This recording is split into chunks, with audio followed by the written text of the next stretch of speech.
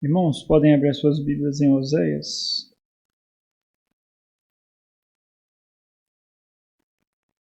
Um texto que nós lemos no capítulo 13.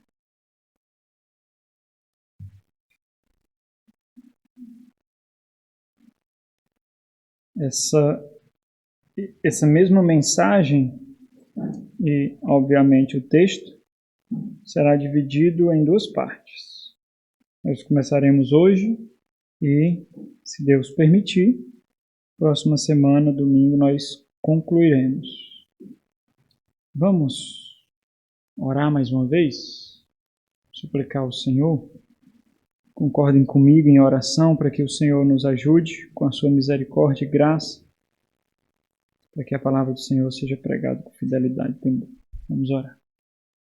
Nosso Senhor, Deus bendito, mais uma vez, Pai, depois de ter cantado, lido, mas agora receberemos a exposição da Tua palavra. Nós temos plena convicção de que o Senhor falará profundamente ao nosso coração.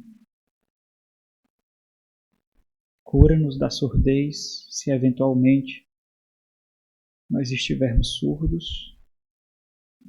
Torna o nosso coração mais sensível para perceber aquilo que até agora, nessa caminhada de fé, não conseguimos perceber. Usa a história do Teu povo do passado para nos ensinar qual é o preço da rebeldia, da obstinação, do coração endurecido. Que essa palavra seja tão atual para nós agora como a hora que temos diante de nós, ó Deus. Que o Teu Santo Espírito ilumine a nossa mente e que a Tua palavra perfure o nosso coração, expondo a nós mesmos. Com a iluminação do Teu Santo Espírito, para que possamos discernir e sermos convencidos pelo Senhor de quem nós somos e do que precisamos, ó Deus. Que Cristo Jesus seja visto como nosso único Salvador. Amém. Meus irmãos, nós continuamos refletindo nesse tema maior de toda a exposição de Oséias. Nós vemos aqui que o amor pactual de Deus pelo seu povo independe do povo. Apesar do povo, Deus continua amando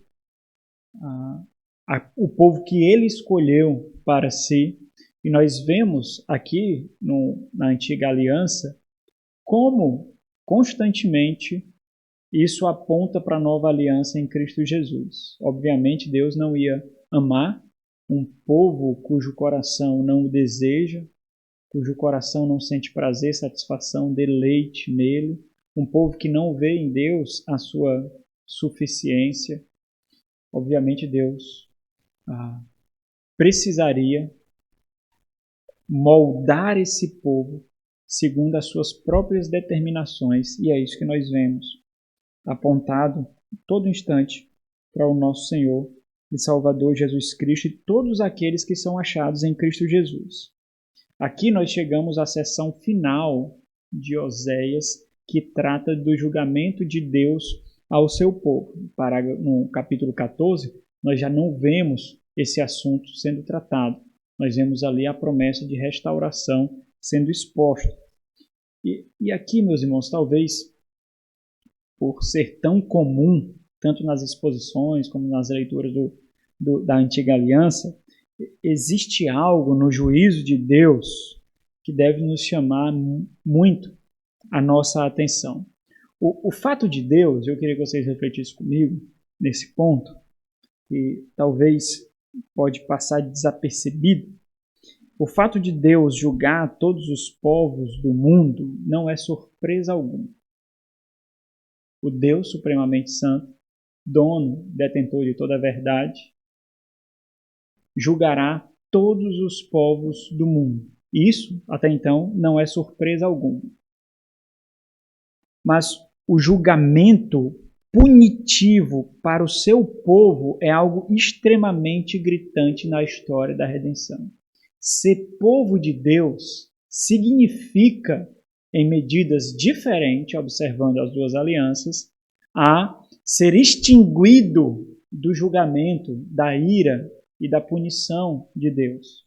Por isso, o fato de Deus julgar seu povo é tão gritante para nós. Outros povos não possuem a lei positiva de Deus. A lei que foi não somente verbalizada, mas escrita. Foi intencionalmente registrada, como que mostrando os termos através dos quais esse povo deveria se relacionar com Deus. Outros povos não têm essa lei, eles não sabem como é pautado o relacionamento redentivo com o Criador, com o sustentador, com Deus Santo e Poderoso. Eles não têm essa noção. Por isso que uma característica muito singular da religiosidade deles é a idolatria. Porque eles não sabem como se achegar a Deus e não sabem quais são as exigências de Deus. Portanto, não é surpresa alguma para nós a expectativa de juízo e julgamento para eles. É algo, na verdade, esperado, é algo natural. Contudo, irmãos, para o povo pactuado com Deus, isso é perturbador. Não é por acaso que a Bíblia dedica tanto tempo, tanto espaço para tratar desse assunto. Nós vemos toda uma cerimônia sendo estabelecida, nós vemos todo um rito sendo cumprido, nós vemos a formalidade, nós vemos inúmeros profetas sendo levantados para advertir, conclamar, ensinar e acusar o povo, mostrando provas, mostrando evidências, coisa que não era necessário, irmãos. Deus, ele faz o que ele quer, na hora que quer, como quer. Mas com o povo com quem Deus tem um pacto é diferente. Existe uma cerimônia que precisa ser observada. Então, irmãos, a pergunta para nós, nessa dinâmica de julgamento do povo que está pactuado com Deus, é o que nós já fizemos algumas vezes. Essas perguntas já foram levantadas, essa pergunta já foi levantada algumas vezes durante as exposições de Oséias. O que aconteceu com o povo pactuado com Deus? É claro que a resposta que eu vou oferecer para vocês não é a mesma. São aspectos diferentes na exposição de um mesmo coração, de uma mesma mente deturpada, corroída pelo pecado, corrompida pelo mal. O que aconteceu com esse povo pactuado por Deus? Para que o alvo da ira de Deus fosse apontado para eles, uma vez que foi retirado deles e apontado para todas as nações. Mas o que aconteceu com esse povo? E aí, quando nós observamos todo o enredo do Antigo Testamento, claro que do nosso ponto de vista privilegiado, não sei se vocês perceberam, mas o nosso ponto de vista é soberano. Nós temos aqui o ponto de vista de Deus. Nós temos o ponto de vista da onisciência, porque nós olhamos através dos olhos do Espírito Santo que registrou tudo o que aconteceu. Então nós olhamos lá do alto, nós vemos tudo. O nosso olhar é onisciente, é o olhar que vê o coração do povo, é o olhar que vê a mente do povo. Nós vemos aqui o coração do povo sendo exposto, a mente do povo sendo esquadrinhada. Então nós estamos num comportamento de extremo privilégio. É importante a gente perceber isso. Porque talvez você possa estar numa situação em que esteja nesse instante inclinado aos mesmos aspectos de obstinação, rebeldia e idolatria. E é importante que você perceba que as consequências são essas. O preço a ser pago é muito alto. E um dia, talvez, em medidas diferentes, a sua história também possa ser contada através desse púlpito ou em conversas paralelas de como você trilhou um caminho mau e de como você pagou um preço que você não poderia. Na história do relacionamento do povo com Deus, meus irmãos, não existe blefe. Você só aposta com o que você tem. Não existe fingimento, não existe hipocrisia, não há como fingirmos ser o que não somos e mesmo assim sair bem nessa história, sair bem desse enredo. Então, o que aconteceu com o povo pactuado com Deus? Quando nós observamos todo esse enredo do Antigo Testamento, do ponto de vista extremamente privilegiado, e isso é importante, irmãos, para adestrar nosso discernimento, porque é assim que você tem que olhar para você, é assim que você tem que olhar para o seu cônjuge, é assim que você tem que olhar para os seus filhos, é assim que você tem que olhar para os seus irmãos, percebendo as nuances que são retratadas aqui, que são expostas aqui, que são exemplificadas aqui, que nós também compartilhamos e das quais muitas vezes nós pedimos perdão, nós nos arrependemos, coisa que o povo não fez. Então, em síntese, o que aconteceu, e aí isso se volta para nós como um ensino, como um recurso pedagógico, simplesmente nós percebemos que Deus não foi suficiente para eles. Deus não foi o bastante para eles. Simplesmente assim. Nós aprendemos que não houve a luta necessária para dedicação e proteção do coração. Não houve. Muitas vezes, irmãos, nós vamos lutar conosco. As lutas interiores serão, muitas vezes, as mais vorazes, as mais mortais que nós enfrentaremos. É isso que essa sessão final de julgamento e condenação é enfatizado por Oséias. É isso que é enfatizado por Oséias aqui. Oséias ele faz questão de destacar justamente o caráter de exclusividade do povo de Deus em seu relacionamento com Deus, apontando a deturpação dos termos do pacto. Você sabe como se relacionar com Deus. Você sabe quando peca. Você sabe quando você agride a santidade de Deus. Você sabe quando você entristece Deus, especialmente porque você tem o Espírito Santo dentro de você que lateja para que você observe a lei de Deus, a vontade de Deus, para que você não o entristeça, porque assim você estará entristecendo o próprio Deus, maculando a imagem, o sangue, a obra do nosso Senhor Jesus Cristo. Nós temos esse privilégio pactual. Nós não somos mais cegos. A nossa mente agora é inclinada, o nosso coração foi tomado, nós vemos o espiritual, nós temos uma percepção extremamente profunda que vai muito além da luta contra o sangue e a carne. Nós discernimos. Por isso que os pecados são tão gritantes. Por isso que as ofensas são tão profundas. Por isso que no nosso meio não existe pecadinho. Foi um pecadinho, pastor. Foi uma besteirinha, pastor. Foi um errinho. Porque a luz que foi colocada em nós, ninguém mais tem. Ninguém mais tem. No nosso meio, irmãos, é muito difícil um pecado pela ignorância. Muito difícil. Nós podemos enganar a nós mesmos e fazer todo o rito de encenação para que pareça ignorância. Mas não é. Não é. A grande desgraça, sabe qual é a grande desgraça disso? É quando você se convencendo consegue convencer os outros da sua pseudo-inocência. Essa é a grande desgraça. Por que a grande desgraça? Porque a sua barreira não será derribada. Ela será fortificada, fortalecida. Essa é a grande desgraça. Aumenta um pouquinho aqui o som. Oséias ele faz questão de destacar isso. Questão de destacar.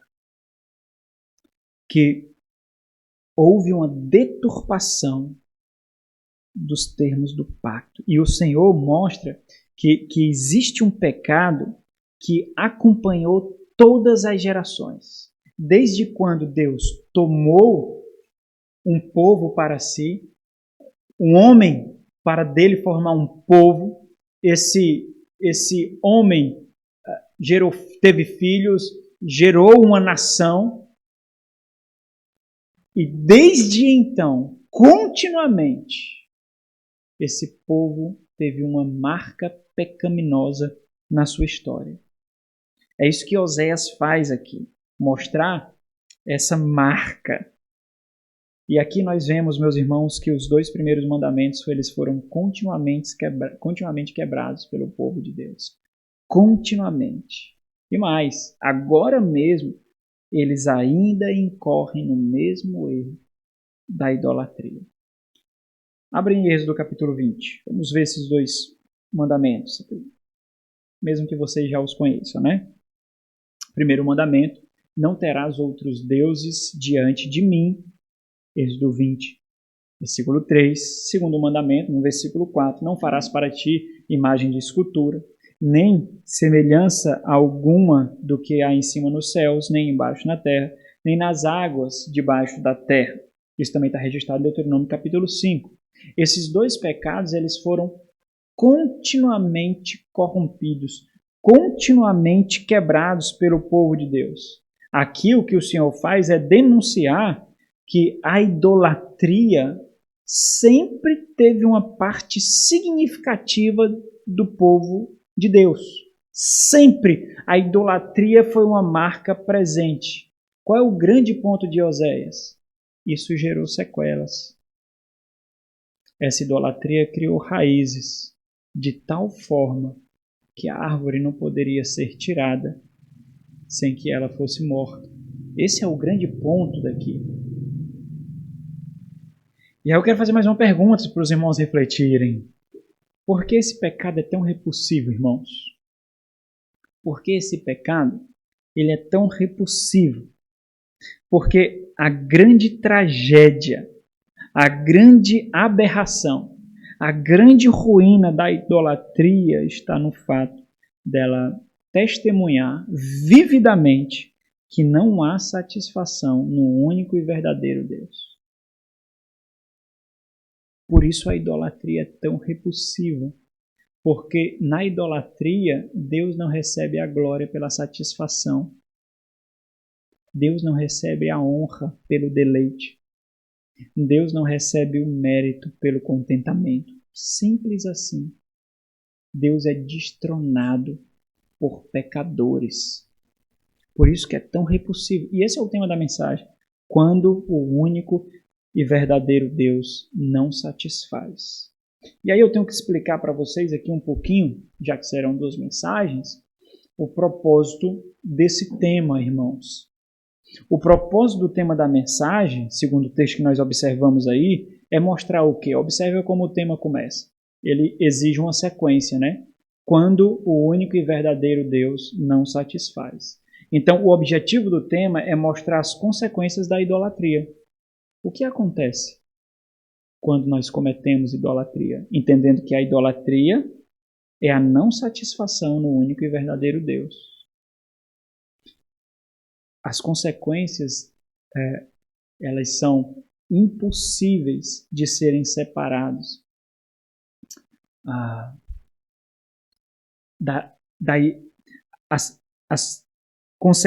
São consequências impossíveis de serem separados de um coração idólatra. O que é que eu quero dizer? Necessariamente, quando há idolatria, há essas consequências. São princípios que o Senhor estabelece aqui para que nós possamos aprender com eles. E aí, o que é que eu vou fazer? Eu vou evidenciar algumas nuances aqui, alguns aspectos da idolatria, quase sempre desprezados por nós, devido, evidentemente, da nossa compreensão errônea sobre idolatria, fruto dos ensinos da Igreja Católica Apostólica Romana. Quando nós, mesmo entendendo que ídolo pode ser não somente uma estátua, não somente um santo, o homem que morreu, mas percebendo que ídolo pode ser qualquer coisa que tome o nosso coração, mas ainda assim nós não conseguimos alcançar como nós deveríamos as nuances da idolatria. Diferente do que nós temos observado, agora a intenção do Senhor não é mais fazer um retrospecto da história do povo de Deus e, diante desse retrospecto, refletir sobre a história dele com o seu povo, do seu povo em devoção a ele. Esse não é mais o propósito dele. Essa sessão ela já chegou ao fim, embora em medidas diferentes. Nós vejamos aqui, obviamente, o Senhor fazendo pequenos recortes, mas sempre com muitas sínteses aqui mas mostrando um passado sintetizado e um presente igualmente pecaminoso. O ponto do Senhor aqui é destacar que o passado e o presente de Israel explicam o porquê do seu futuro. O passado e o presente de Israel explicam o porquê do seu futuro. Olha como isso é interessante para a nossa aplicação. O seu passado e o seu presente também explicam algo do seu futuro. Portanto, irmãos, para nós, embora nós possamos nos deparar com recortes da história, a grande questão aqui é que, mesmo agora, diante da terrível aniquilação, eles continuam com seus corações dedicados ao pecado. E a grande pergunta, então, é por que isso acontece? Por que eles estão diante da morte e, mesmo assim, eles continuam com um pecado tão repulsivo a Deus? Lembra das raízes que, durante muito tempo, teve o privilégio de tomar os seus corações? Essas raízes, ela têm efeitos no coração, na mente. Isso acontece por causa da insensibilidade espiritual, que nós já refletimos aqui, que foi forjada e semeada durante anos e anos. O pecado ele nos engana de uma forma muito sagaz, irmãos. O pecado faz com que nós sejamos aplaudidos em público e repudiados em secreto.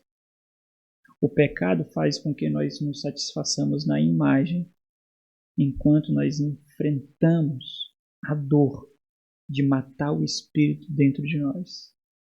O pecado faz com que nós o defendamos em público e sintamos prazeres mortais de deleite em secreto.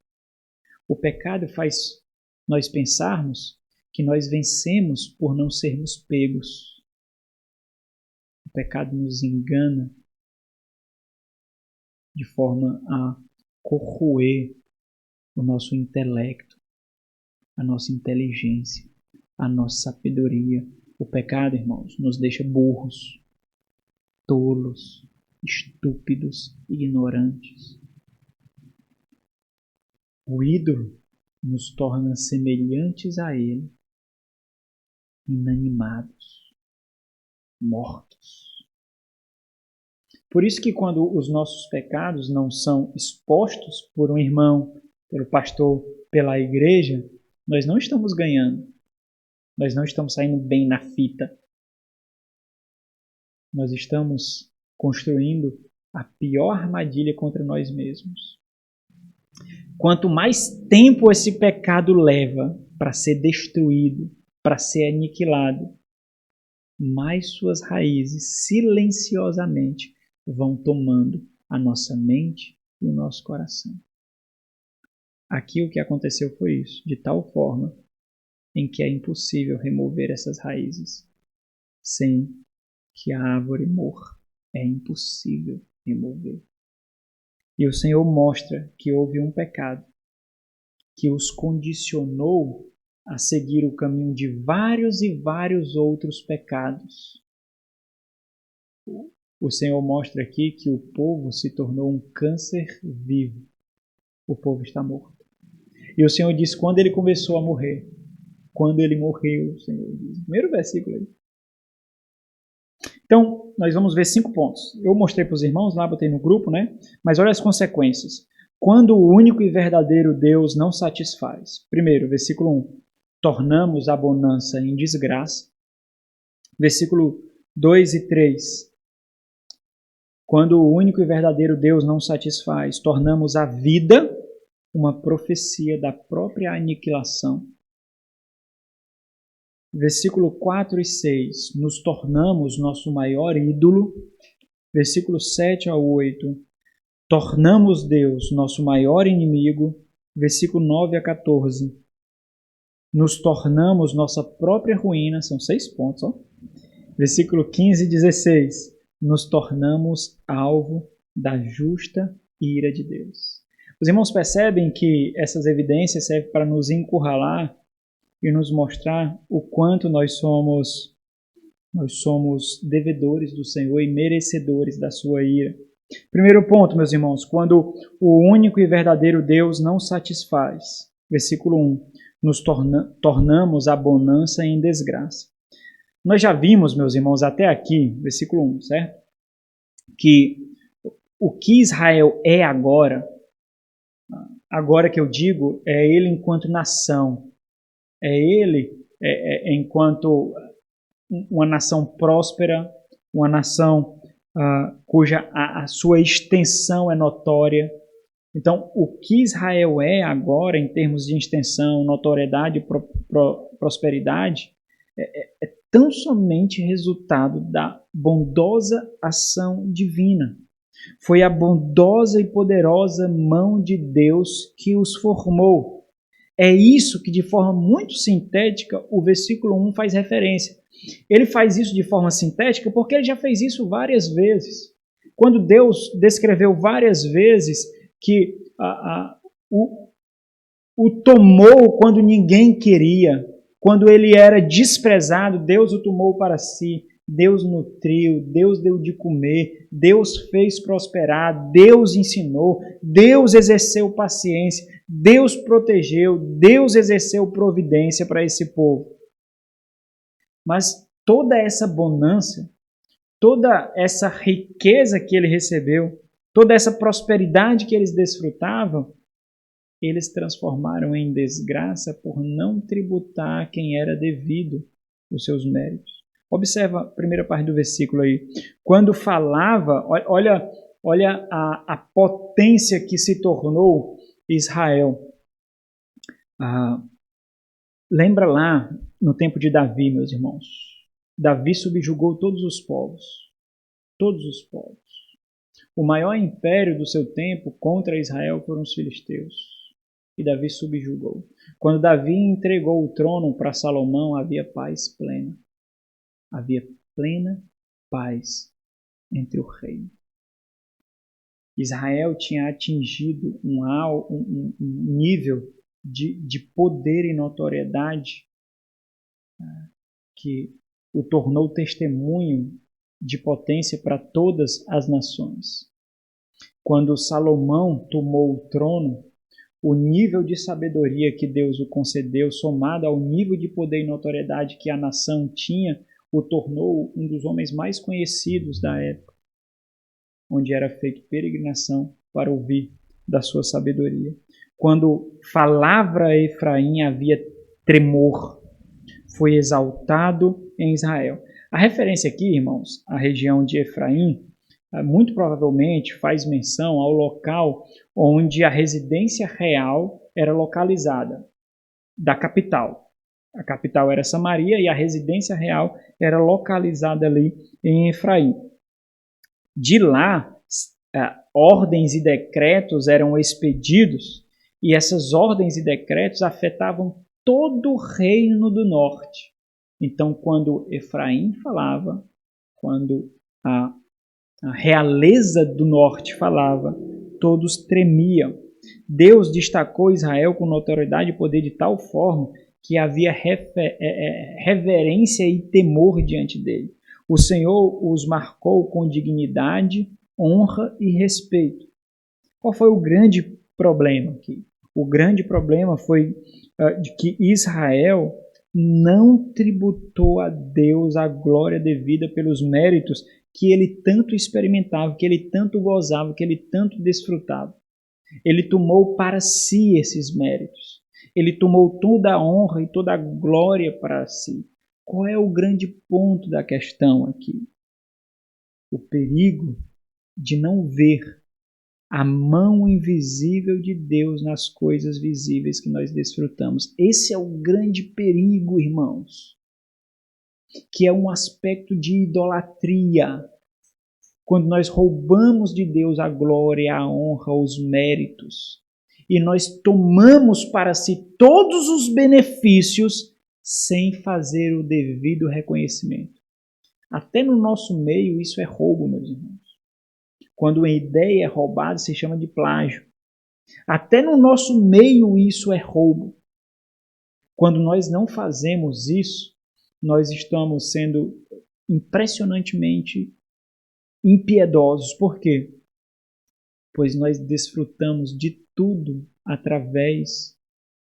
que recebemos através da bondosa e poderosa mão de Deus, sem reconhecer de onde vem. Isso é muito difícil de ser observado nos benefícios ordinários que recebemos. Os irmãos já imaginam que privilégio é, irmãos? Sempre ter comida para saciar a fome. O que é mais ordinário do que comer, irmãos? O que é mais ordinário do que isso?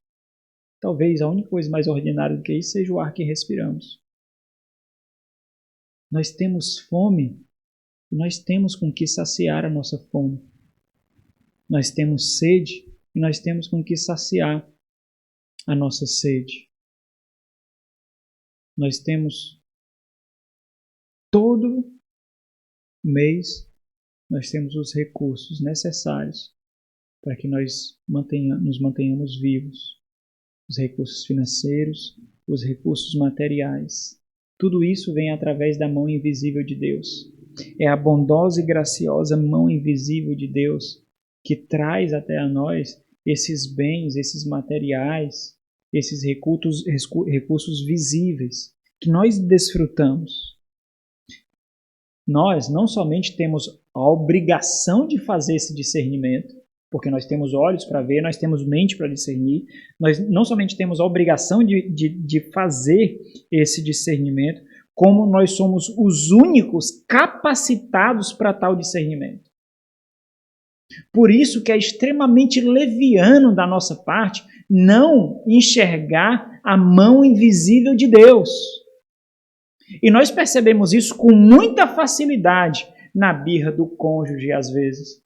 Na birra de um filho, algumas vezes, que está acostumado com a bonança, que está acostumado com o conforto, que está acostumado de ter tudo com muita facilidade diante dele, sem saber do suor derramado. Ele muitas vezes não experimenta aquela sentença de juízo no Éden, do suor do teu rosto comerás o teu pão. Ele não experimenta isso. Cabe a nós, irmãos. Cabe a nós instruí-lo nessas coisas ordinárias que nós desfrutamos. Nessas coisas tão comuns que nós desfrutamos. Apesar de ser um pequeno detalhe, né?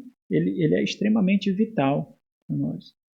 Porque diz respeito a quem atribuímos a glória, a quem atribuímos a honra, a quem atribuímos o louvor. É isso que quer dizer, e isso quer dizer não apenas que essa atribuição de glória, honra e louvor é um exercício da piedade. Não é, irmãos. Apesar de ser, mas não somente isso. Gratidão é um exercício da piedade. Atribuir louvor a Deus, honra e glória a Deus é um exercício da piedade, mas não somente isso, não. É uma proteção ao nosso próprio coração. Porque se a honra roubada, se a glória roubada, se o mérito roubado ganhar o nosso coração, a ingratidão vai ser forjada no nosso coração de tal forma que quando não possuímos, quando não temos, nos achamos no completo direito de murmurar, de praguejar, de reclamar.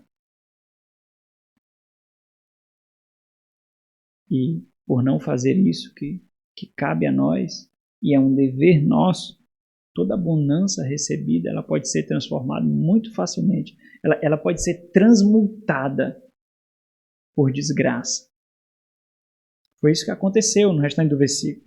Mas ele se fez culpado no tocante a Baal. É uma referência à tributação de honra, de glória, de louvor. É ele que me dá os cereais, nós vimos isso na exposição de Oséias. É ele que me dá os cereais. Dele vem as bonanças, dele vem a prosperidade, dele vem a colheita. E então morreu.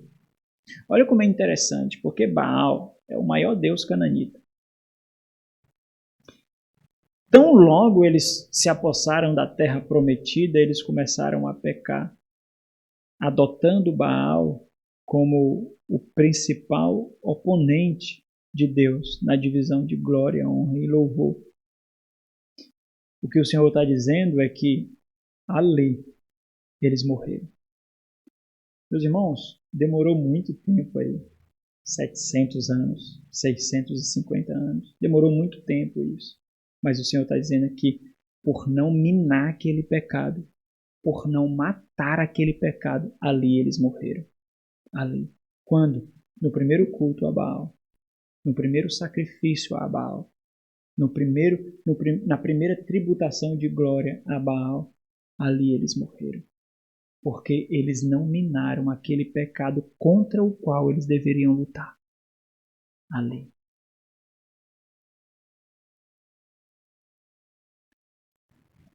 Aquilo que é grande, irmãos, não começa grande.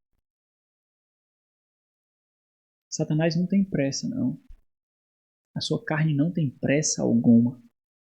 Esse mundo sabe manusear o tempo. Esse mundo sabe muito bem manusear o tempo. Ele sabe como usar o tempo e a constância a seu favor. Muito bem. Aquilo que nós vemos pequeno e não damos a devida atenção pode crescer silenciosamente, sem fazer no início grandes estragos, sem ter no início grandes consequências. Muitas vezes nós dizemos, mas também estão sendo muito rígidos, mas também estão sendo muito radicais, mas também estão sendo muito fundamentalistas, mas também não precisa desse rigor todo. Aprendamos com essa história, irmãos. Aprendamos com a história do povo de Deus. Aprendamos a discernir o dialeto de Satanás. É isso que acontece. Mas, pastor, tantos fazem assim, qual é o problema? Eu vejo outros crentes fazendo isso. Eu vejo outros crentes se comportando dessa forma. Eu conversei com um pastor tal e ele não viu problema algum. Eu conversei com um pastor celebridade e ele não enxergou problema algum, pastor. Qual é o problema disso? Lembra que Satanás falou por Pedro, você se lembra? Você se lembra que ele falou por Pedro? Lembra, né?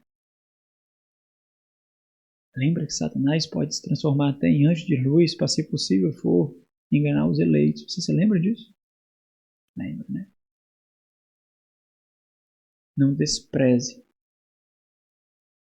as pequenas sujeiras na sua vida. Não despreze.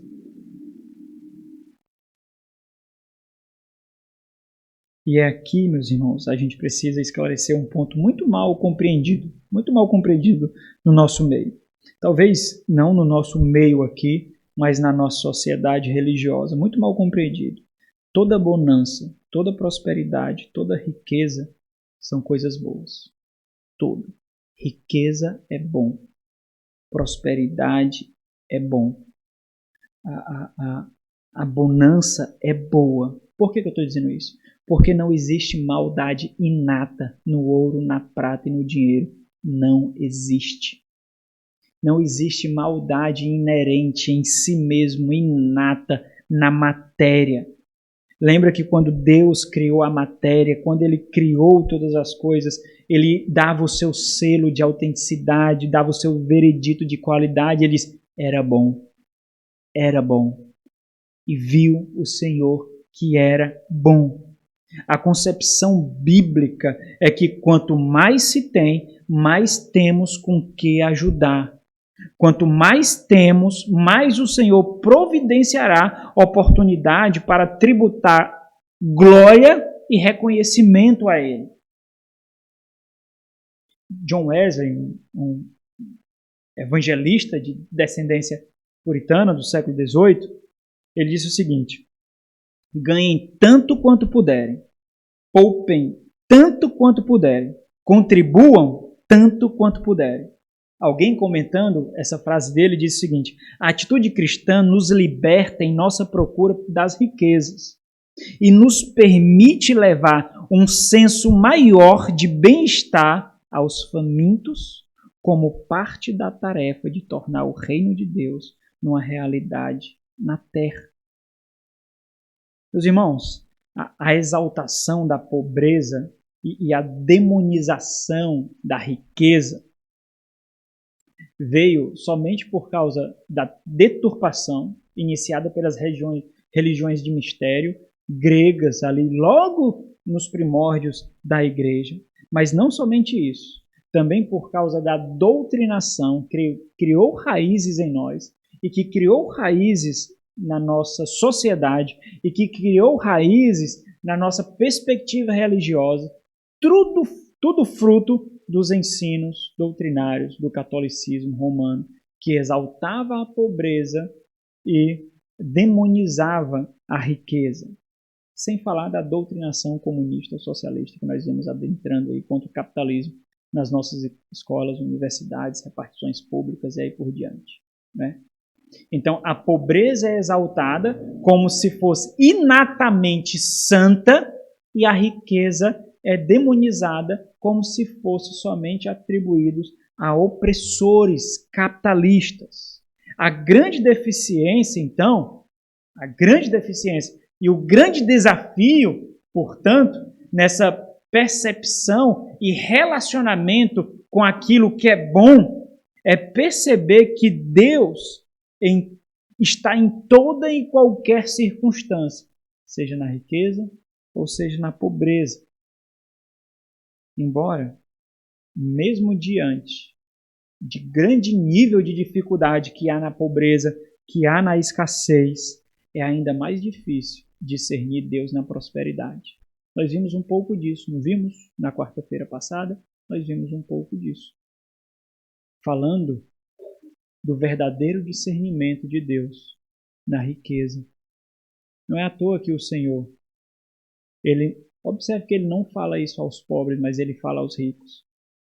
É mais difícil um rico passar pelo fundo de uma agulha do que entrar no reino de Deus. Vocês já viram ele falando isso de algum pobre? Não tem. Não tem. Isso mostra o desafio de discernir Deus na bonança. Eu estava acessando as redes sociais essa semana, acho que foi ontem, que eu vi de uma casa de sushi aqui em Russas, um biscoito da sorte. E o biscoito da sorte postou uma frase, abriu e postou uma frase. Interessante a frase, eu notei e trouxe para vocês. Olha o que ele disse.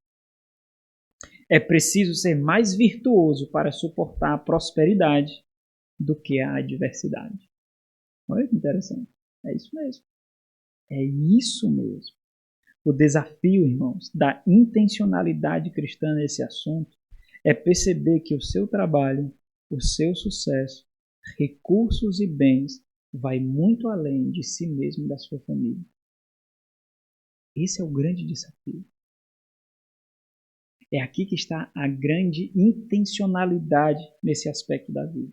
Um puritano não muito conhecido, Hugh Latimer, do século XVI, falando sobre isso, no livro Santos no Mundo, ele diz o seguinte, falando sobre o capítulo que está do dinheiro. Ele abre o capítulo da seguinte forma. Olha que interessante.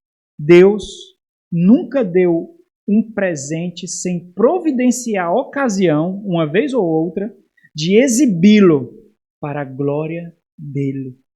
Pois enviando riquezas, ele enviará homens pobres para serem ajudados por ela. Justamente por esse assunto ser um grande desafio para a piedade cristã, para a piedade do povo de Deus, há a necessidade de pastoreio constante, meus irmãos, e intencional ao coração. Não pensemos que por não ter somos bons e por ter somos maus. É aquilo que fazemos com ele que nos torna instrumentos que evidenciam se nós somos intencionais naquilo que temos ou se nós não somos intencionais naquilo que temos. Foi por isso que, por exemplo, Paulo equiparou a avareza à idolatria. Porque os recursos, meus irmãos, se não tomados devidamente, pode ser o ídolo, porque ele nos dá segurança, conforto, provisão e tranquilidade. Aquilo que é Deus que dá. Por isso que Paulo equiparou, abre aí em Colossenses capítulo 3, versículo 5. Por isso que ele equiparou a idolatria. No início do capítulo, ele está nos insultando ali a um teste de se nós realmente somos cristãos. Se somos, devemos olhar para as coisas lá do alto, buscar as coisas lá do alto. E ele vem descrevendo esse insulto santo aí, como um teste de verdadeira piedade e novo nascimento. E no versículo 5 ele diz, fazei, portanto, pois, morrer a vosso quê? Natureza terrena. Por quê? Porque vocês receberam outra, e ela não é terrena. Lembra lá de João capítulo 3, Nicodemos, aquele que não nascer no alto não pode entrar no reino de Deus. A nossa natureza não é terrena, ela é do alto. A nossa natureza é celestial. Então, se vocês são o que dizem ser, fazei morrer a vossa natureza terrena. Ele vai dar alguns exemplos disso. Prostituição, a impureza, a paixão lasciva, desejo maligno e a avareza, que é a idolatria. Porque a avareza, meus irmãos, o que é que ela faz? Ela sequestra o coração e rouba a glória de Deus. É isso que ela faz. Ela toma o coração para si. Ela rouba a glória de Deus. A avareza, ela deturpa coisas boas, como segurança, como conforto, como sustento, como provisão, como providência. Por isso, os avarentos, colocados por Paulo em 1 Coríntios capítulo 6, os avarentos, eles engrossam a fileira daqueles que não herdarão o reino dos céus. E existe uma aplicação muito sutil aqui, mas extremamente importante sobre idolatria. Pegando tudo, no versículo 1 o Senhor está falando dessa notoriedade, dessa prosperidade, desse poder, como um instrumento através do qual deveria haver o reconhecimento da glória de Deus, de que foi a mão de Deus que fez isso. E existe aqui um ensino muito sutil de idolatria. Se nós observarmos sobriamente, né? Lembra lá das perguntas do estudo dirigido, quando eu coloco assim, leia e reflita. O refletir aqui é se despir de si mesmo, não querendo defender o seu pecado, não querendo defender a si mesmo, se despir de si mesmo e sobriamente refletir. Se nós refletirmos sobriamente sobre a idolatria, nós perceberemos que a idolatria ela não serve aos ídolos. Ela não é um serviço a ídolos ou qualquer tipo de aspecto religioso do ser humano. A idolatria ela serve ao ego. A idolatria ela é uma serva de nós mesmos, do próprio ego. No final das contas, meus irmãos, a idolatria é a busca por satisfação, contentamento, deleite, conforto, realização, paz interior, longe de Deus. É a busca de tudo isso, mas em qualquer outro lugar em que Deus não esteja. Então, para fazer isso, o que é que nós fazemos? Nós criamos um Deus que melhor nos retribua. E então nós criamos ídolos. Aí eu tenho plena realização, contentamento, deleite no meu trabalho. Eu me sinto realizado com o meu cônjuge. Eu tenho assim uma felicidade tão inata, sem a qual eu não existiria no meu filho, nos meus bens, na minha posição, no meu grau de instrução, na minha estabilidade. Então nós criamos um Deus que nos retribua, que nos sirva a isso, ao mesmo tempo que nós nos tornamos iguais a Ele. Olha, observa o versículo 1 de novo do capítulo 13. Olha que interessante aqui. Quando ele diz assim, Quando falava Efraim, havia tremor.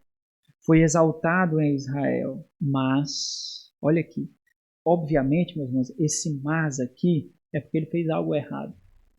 Se ele não tivesse feito errado, não existiria o mas aqui. Ele está fazendo um contraste, né? Se ele tivesse tributado honra, glória e louvor, então, vamos lá. Qual seria o seu mas? Qual seria o seu mas? Deus lhe deu uma família. Deus lhe deu uma boa igreja. Deus lhe deu um emprego. Deus lhe deu educação. Deus lhe deu bens. Mas, tem um mas para vocês? Tem um mas? Olha o mas de Israel. Mas ele se fez. Quem fez a ele? Ele se fez. Ele fez a si mesmo o quê? Culpado. No tocante a Baal. E morreu. E o interessante aqui, meus irmãos, é porque eles continuaram vivos e ainda nesse momento eles estão vivos. Mas a ênfase aqui ensina que quando eles não lutaram contra aquele pecado, eles sentenciaram a si mesmo a morte. E aqui tem uma pergunta de insulto, né? Você tem se feito culpado no tocante a alguma coisa? Eles se fizeram culpados no tocante a Baal. Você tem se feito culpado no tocante a alguma coisa? Olha como termina o versículo. E quando o único e verdadeiro Deus não satisfaz, tornamos bonança em desgraça. A bonança vem de Deus. A desgraça vem de nós mesmos. Próximo e último ponto. Quando o único e verdadeiro Deus não satisfaz, tornamos a vida uma profecia da própria aniquilação. Versículos 1 e 2. Meus irmãos, é muito provável que essa seja uma grande verdade da nossa vida desse lado da eternidade que nós mais menosprezamos. É comum julgarmos que nós estamos apenas vivendo. Nós temos os nossos projetos, sonhos, as nossas conquistas, a nossa felicidade. Nós buscamos a nossa realização e é isso, nós temos os nossos afazeres. Nós cuidamos do lar, nós temos um emprego, nós estudamos, nós nos profissionalizamos, nós cuidamos daquilo que o Senhor nos deu e é isso, nós vivemos. Mas nós nos esquecemos que nós estamos num grande enredo, meus irmãos. Nós fazemos parte de uma grande história, de uma grande narrativa, cujo narrador é o próprio Deus, cujo autor é o próprio Deus. Nós nos esquecemos algumas vezes disso, que nós somos parte de algo ainda inacabado. Embora tudo diga respeito à glória do Deus Trino, em algum nível, essa glória será tributada a Deus por meio de nós, seja pela salvação, seja pela condenação. Mas em algum nível, nós seremos instrumentos através dos quais, salvação ou condenação, Deus será glorificado. Então, o que isso quer dizer? Isso quer dizer que a vida que nós vivemos agora é uma profecia do que será de nós no fim desse enredo. Aquilo que você viveu hoje, aquilo que você viveu nessa semana que passou. E essa percepção é extremamente importante, por quê? Porque ela nos dá um propósito extremamente maior. Não diz respeito a você. A história do mundo, a história da humanidade não é sobre você. A história da humanidade é sobre Deus e sua glória. Por isso que roubar essa glória é tão grave. Ela vai muito além de nós mesmos. E nós percebemos que a grande questão aqui não é a nossa felicidade, não é o nosso sucesso, não é o nosso conforto. A grande questão é de que lado nós estaremos na consumação da história da redenção. Como nós glorificaremos a Deus no final? Por sermos alvos da justa ira ou por sermos alvos da graça do perdão? Onde nós estaremos? Nesses versos aqui, meus irmãos, assim como em toda a sessão, né, como nós vimos, o pecado que é tratado aqui, irmãos, é a idolatria. Todo o capítulo 13, tudo, ele trata da idolatria, especificamente dos primeiros dois, da quebra dos primeiros dois mandamentos, enfaticamente da quebra do segundo mandamento, fazer imagem de escultura, simular Deus. Como nós já percebemos, né, para tornar mais aplicativo para nós estamos interpretando idolatria aqui como busca pela satisfação do ego. Essa é a idolatria aqui. A busca pela satisfação do ego. O contrário disso é a busca pela satisfação do único e verdadeiro Deus, que se chama piedade. O contrário da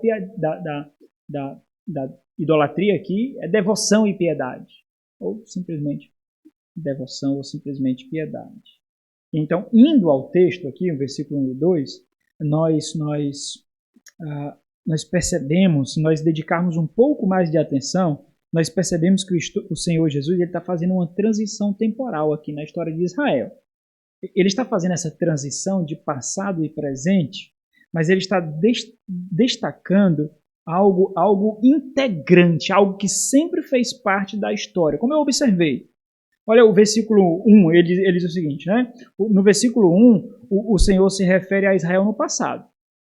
No versículo 1 ele fala do passado, e nesse passado ele denuncia a idolatria. No versículo 2, o Senhor se refere ao presente, né? Isso está presente no termo agora, né? Ou poderia colocar também, mesmo agora, da cidade de ênfase, ele se refere a Israel no presente. E nesse presente ainda é possível ver a idolatria. O povo nunca ouviu um profeta. O povo nunca seguiu um sacerdote. Mesmo tendo em sua árvore genealógica espiritual testemunhos de piedade, com isso o povo não aprendeu. O pecado que foi visto no passado é o pecado que foi visto no presente. Lembra lá na primeira carta de João? Se nós vivermos na prática do pecado, nós não temos parte com o Senhor. Não é possível, meus irmãos. Todo ano nós fazemos aqui um inventário da nossa caminhada. Tem as visitas pastorais no final do ano, vocês fazem as suas próprias reflexões para vermos como nós caminhamos durante o ano. Nesses inventários que nós fazemos, pessoalmente, internamente, eu sei que muitas coisas não são expostas, porque são coisas individuais, são coisas pessoais de vocês, mas não é possível ver pecados recorrentes, irmãos. Não é possível. Não é possível ver raízes ainda fincadas, anos após ano. Ano após ano. A estaca ainda está lá. A raiz ainda está lá. Não é possível que isso seja visto e nós continuemos no conforto da nossa vida ordinária. Quanto tempo Israel viveu sem ver a mão pesada da ira de Deus? Quanto tempo Israel viveu até que o cálice da ira de Deus fosse enchido? Quanto tempo?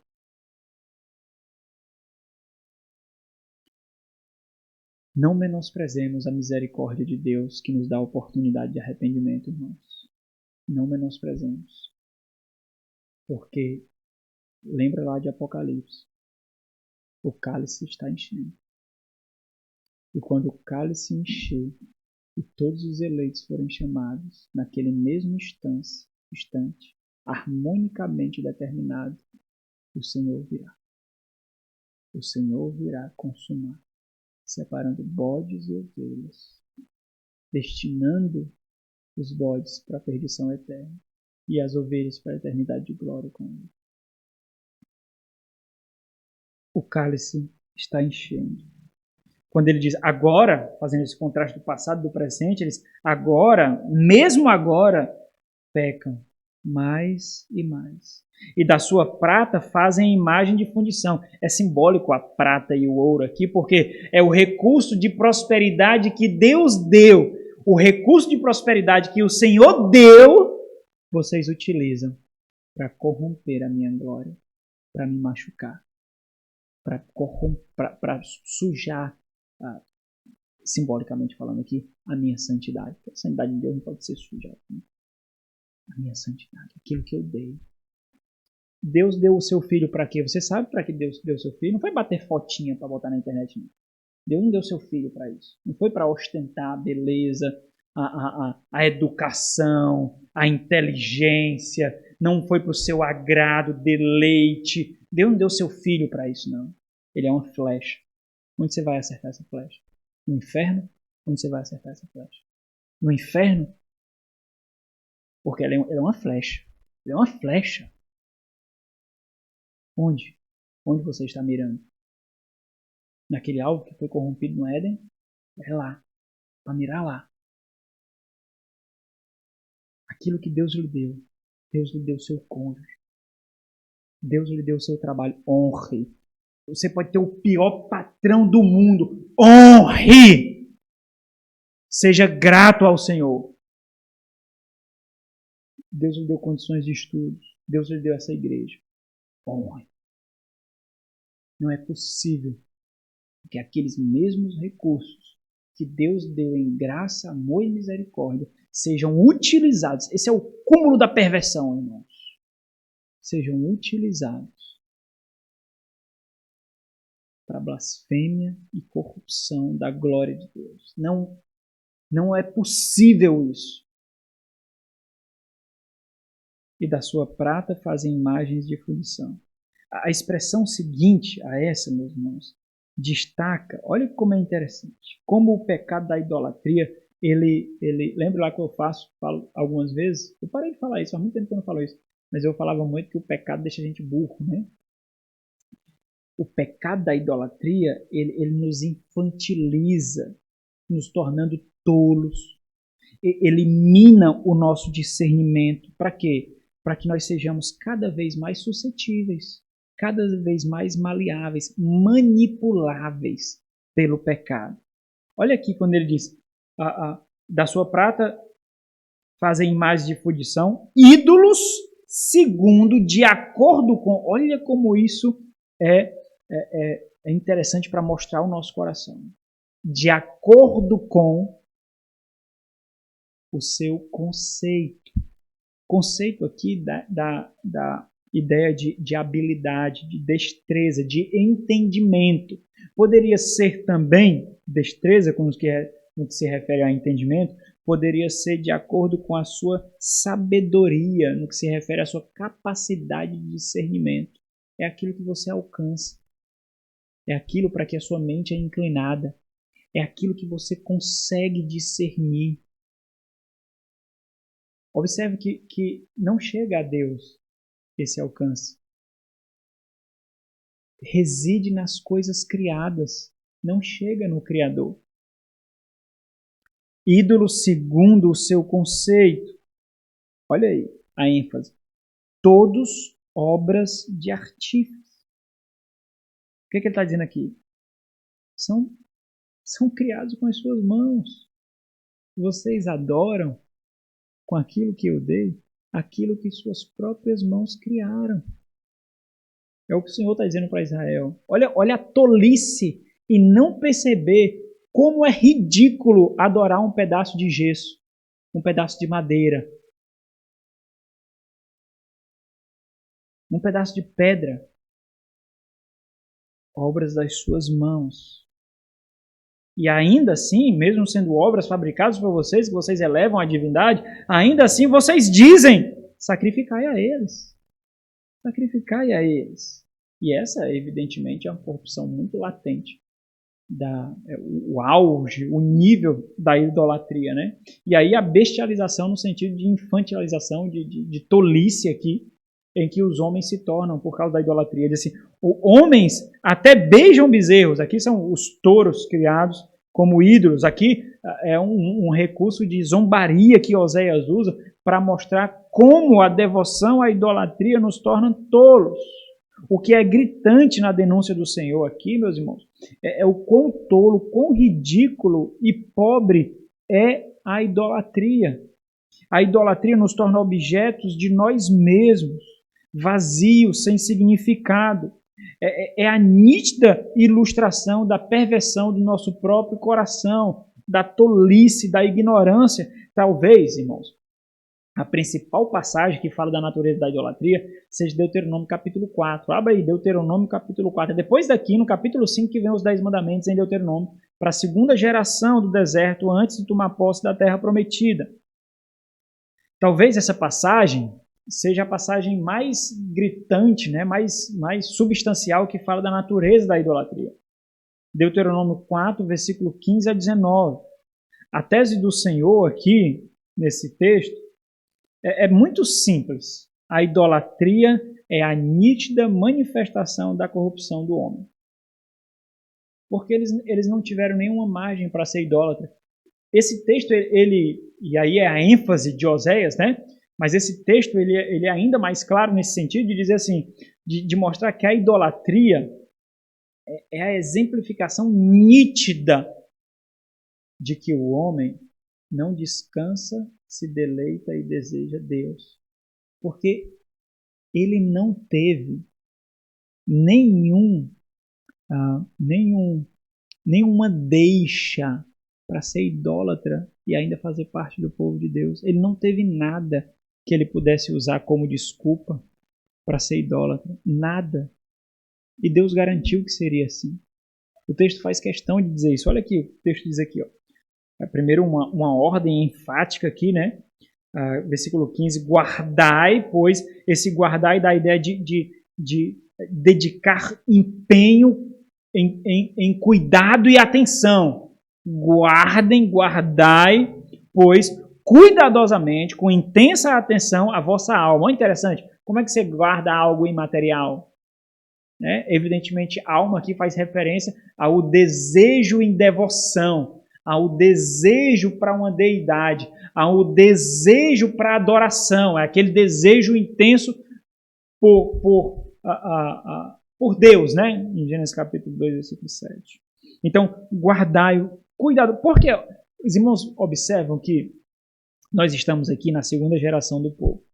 A primeira geração pecou, justamente com idolatria, não é? Eles vinham murmurando até chegar no pé do monte, Sião, Sinai. Vinham murmurando, praguejando, praguejando. Tudo isso evidenciando que por mais que o Senhor fizesse tudo o que ele fez, com tanto milagre e prodígio, mesmo assim, eles não descansaram em Deus, eles não sentiam paz em serem nutridos e conduzidos por Deus. Então, simplesmente, eles construíram bezerro. Simplesmente. E naquilo dali, eles tiveram deleite e satisfação naquilo dali. Nós estamos diante da segunda geração. Moisés sabe como e por que o povo pecou. Porque não guardou a sua alma cuidadosamente. E ele sabe do perigo de não guardar a sua alma, o seu desejo, a sua saciedade por satisfação cuidadosamente. Ele sabe muito bem disso. E ele sabe ainda mais. Porque ele viu. Ele sabe qual o preço a ser pago. Coisa que às vezes nós não sabemos, irmãos. Nós não entendemos isso. Ele sabe qual é o preço a ser pago. Então ele guardai, pois cuidadosamente a vossa alma. Meus irmãos, por que tanta atenção a chamar o povo à prontidão, ao pastoreio da alma aqui? Porque o Senhor está mostrando que o Senhor está dando um recurso para que eles possam discernir, quando eles estão ou não se desviando do caminho do Senhor e seguindo seus próprios caminhos. O que o Senhor está dizendo aqui é o seguinte: observem cuidadosamente. Eu vou oferecer para vocês um recurso através do qual vocês poderão discernir se estão fazendo a minha vontade e seguindo o meu caminho ou fazendo a sua própria vontade e seguindo o seu próprio caminho. Eles tinham isso muito claro, irmãos. Muito claro, muito claro. Por isso que nunca foi por ignorância. foi por compromisso do coração, não foi por ignorância. Então ele diz assim, ó, guardai, pois, cuidadosamente a vossa alma, pois, olha como é interessante, pois aparência nenhuma viste no dia em que o Senhor vosso Deus vos falou no Horebe, no meio do fogo. Por que eles iriam construir ídolos, meus irmãos, se eles não viram nenhuma aparência de Deus? Como eles iriam representar a Deus? Observem que se fosse para representá-lo, Deus fornecia o recurso para isso. Deus fornecia o visual para isso, a imagem para isso. Aparência nenhuma vistes. Como vocês podem construir alguma imagem? Não faz sentido algum. E isso foi intencionado por Deus, meus irmãos, para a preservação do próprio povo, porque a primeira geração vacilou. Versículo 16 ele diz, para que não vos corrompais e vos façais alguma imagem esculpida na forma de ídolo, semelhança de homem ou mulher, semelhança de algum animal que há na terra, semelhança de algum volátil que voa pelos céus, semelhança de algum animal que rasteja sobre a terra, semelhança de algum peixe que há nas águas debaixo da terra. Então ele diz, guarda-te, não levantes os olhos para o céu e vendo o sol, a lua e as estrelas, a saber, todos os exércitos do céu, seja seduzido, seja tentado, ame-os, cuide deles como eles são e não como eu devo ser amado, não como um Deus deve ser amado, não como um Deus deve ser adorado. É isso que você deve fazer com seu filho. Você deve amar o seu filho com amor de pai e mãe ama filho. Você deve amar o seu pai, você deve amar o seu cônjuge com o amor que é característico dele. E não com a devoção idólatra. A minha vida é completamente para dedicação, deleite e satisfação dele. Você acabou de condená-lo, pensando que está amando, porque você tornou ele um Deus. Você acabou de matá-lo. Você acabou de corrompê-lo. Isso não é amor. Isso é uma sentença de condenação. Para que não sejam seduzidos. Tentados é a palavra aqui. Seduzidos a quê? A inclinar-se. Aqui a ideia é de adoração mesmo, né? Inclinar perante eles e desculto àqueles. Coisas que o Senhor teu Deus repartiu a todos os povos debaixo de todos os céus. O que é gritante aqui é que a idolatria ela sempre foi repudiada por Deus. E o intrigante é que a idolatria ela revela, e aqui indo para os aspectos mais práticos para a gente concluir, a idolatria ela revela duas grandes e mortais deficiências do povo da antiga aliança, sintetizadas durante todo o enredo da antiga aliança. Duas. Primeiro, eles nunca se despiram completamente da antiga mentalidade pagã, que era o quê? Que era idólatra. Nunca se despiram. Sempre eles acharam uma ponta da corda para puxarem para a idolatria. Eles nunca se despiram completamente, porque quando Deus tomou Abraão, que era um idólatra, e quando Deus os tomou do Egito, eles viviam em meio à idolatria. Segunda, eles eram muito influenciáveis pela cultura dos povos vizinhos, que eram o quê? Idólatra. E essa é a mais gritante. Apesar da primeira ser mais sutil, essa é extremamente gritante. Por quê, irmãos? Porque isso mostra duas outras características. A primeira, o paganismo e o mundanismo do seu tempo sempre foi o ponto fraco deles. Sempre. Eles eram constantemente influenciados pelos povos vizinhos.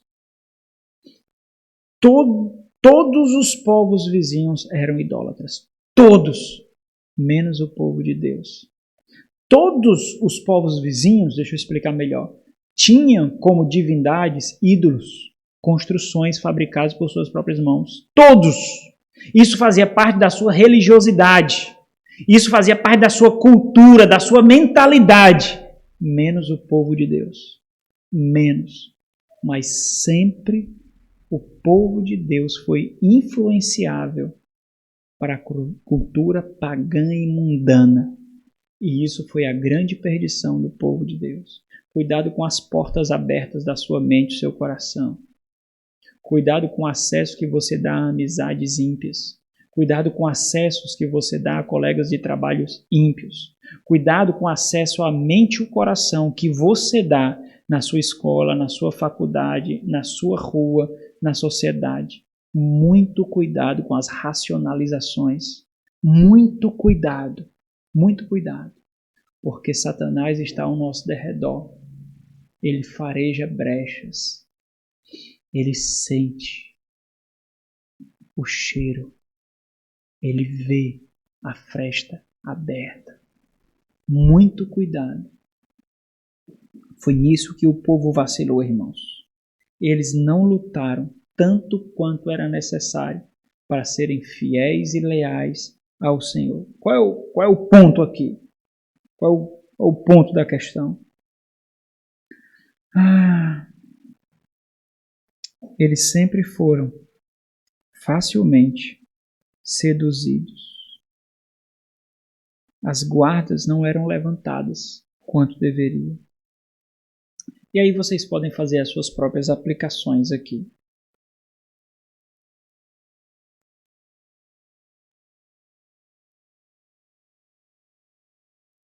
Observe a cultura à sua volta. Toda a cultura à sua volta. Como é a cultura hoje? Permeada por discursos políticos, ativistas, consumistas, antropocêntricos, midiática, fictícia das mídias sociais, ilusórias das mídias sociais, que fabricam ilusões de relacionamentos, amizades. Observe a cultura à sua volta. Você tem percebido armadilhas? Você sai para trabalhar, você fica em casa, você conversa nas mídias sociais, você posta nas mídias sociais, você vai ao trabalho, você tem os seus relacionamentos, mas você tem percebido armadilhas ou não? Você finda o dia, você não vê nenhuma armadilha. Em tudo que você fez, você não viu nenhuma armadilha, nada. Nenhum que seus olhos consumiram, o seu ouvido, nem que sua boca produziu, nem que o seu coração, você não viu nada. Nenhuma armadilha. Você tem visto armadilhas? Você tem discernido as investidas de seduções? Você tem discernido isso? As investidas para lhe seduzir, para captar sua mente e o seu coração.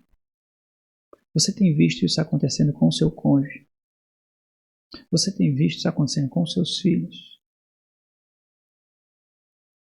E as mídias sociais? E as mídias sociais, irmãos? Quanto e como você tem sido exposto a si mesmo e a sua família nas mídias sociais? Será que não existe mais satisfação em fazer e sim em postar? Será que existe uma necessidade de postarmos para termos prazeres? Será que a nossa mente não está sendo condicionada a isso e você não percebe? Será que existe uma necessidade de exaltação daquilo que você curte, daquilo que você se deleita, daquilo que você é beneficiado, daquilo que você tem prosperidade? Porque no final das contas, mesmo que virtuais, você quer os aplausos e com isso você está vendendo os galardões? Será que não? Olha, meu irmão, entre vocês mesmo, eu vejo postagens que eu digo assim, meu Deus, não tinha necessidade disso não. Será possível? Meu Deus do céu. E eu olho, hein? Eu sou pastor de mídias sociais também. Eu olho mesmo. E vai para conta. Um dia eu posso precisar usar. Eu fico, meu Deus, que é isso? Vocês percebem o quanto vocês estão expondo as crianças de vocês? Vocês percebem isso? Daqui a pouco a pedofilia vai ser legalizada, sabia? E se algum homem sentir atração por seu filho, acabou. Você sabia disso? Vocês mesmos estão fazendo isso. Existe necessidade disso. Observem os dedinhos de vocês, observem. Observem como... Será que vocês estão sentindo satisfação não em fazer, mas em postar? Será? Será que vocês têm algo a relatar para alguém por pura satisfação egoísta? Será? Quero que veja.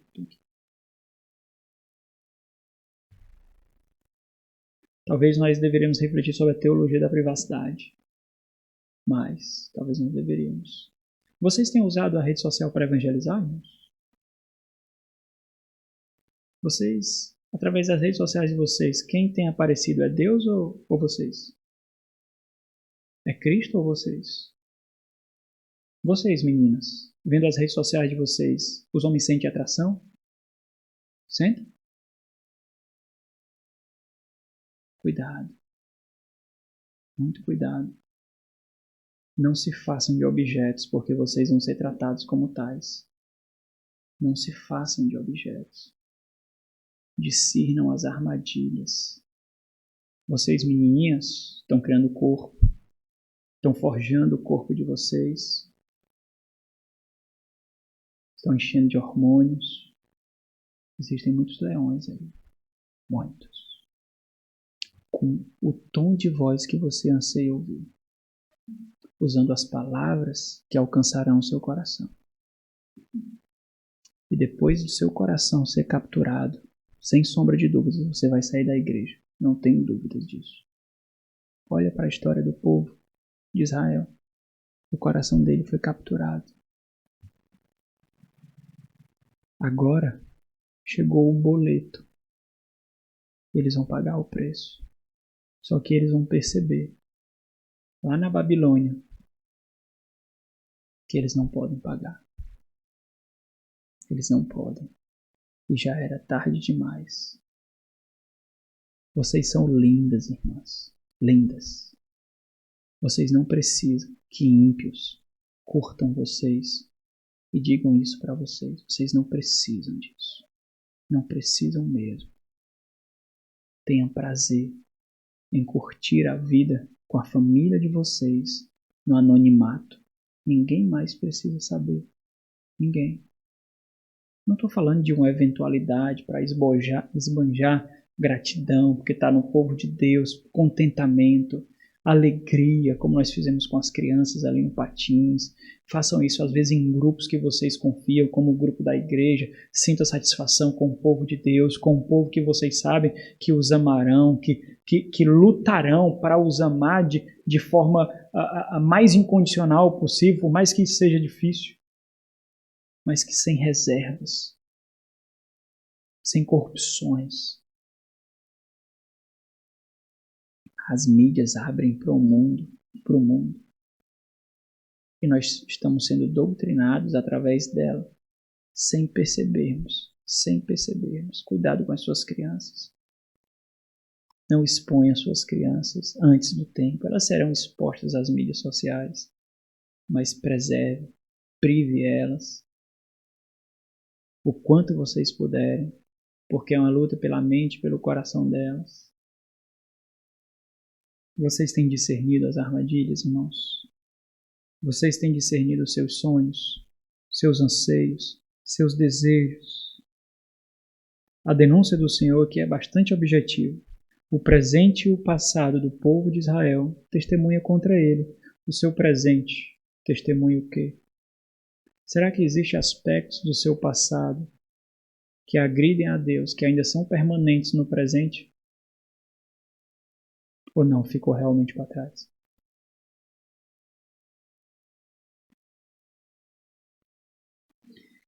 Vivendo dessa forma, não encontrando satisfação no único e verdadeiro Deus, eles se tornaram profecias vivas do próprio coração, de si mesmo, da própria aniquilação. Versículo 3, para finalizar. Por isso, portanto, aqui é a sentença de juízo.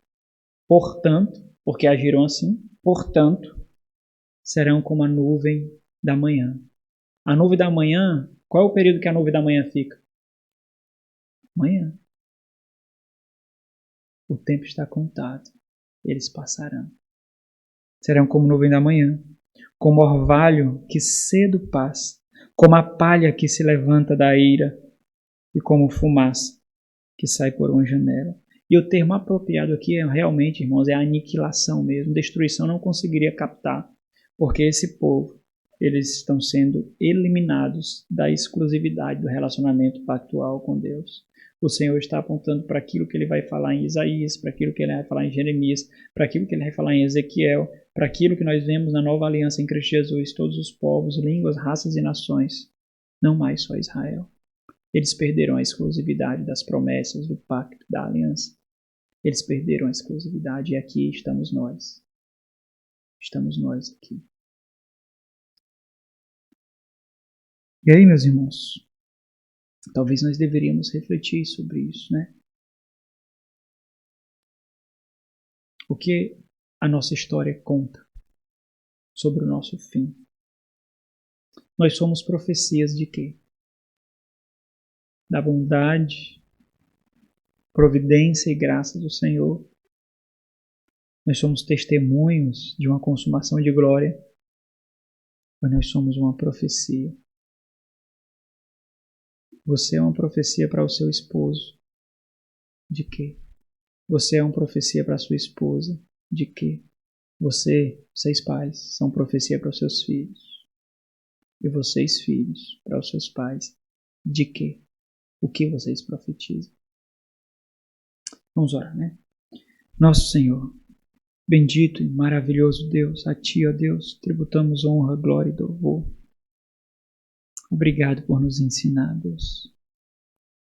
Nós vemos o relato da tragédia de um povo que o Senhor tomou para si. E nós vemos o quanto nós também somos suscetíveis a tais erros. Mas te agradecemos pelo maravilhoso privilégio de sermos pastoreados dessa forma, num ponto tão necessário da nossa caminhada. Ajuda-nos a corrigir os erros, os vacilos, as omissões. Ajuda-nos a arrancar as raízes que talvez nós tenhamos sido tão omissos e elas têm crescido silenciosamente, tomando nosso coração. Que não seja tarde demais, ó Deus. Arranca-as. Prepara nossas mãos para arrancá-las, para que não sejamos de nós mesmos, vendidos a Satanás, a esse mundo, mas que sejamos teus. Em nome de Jesus.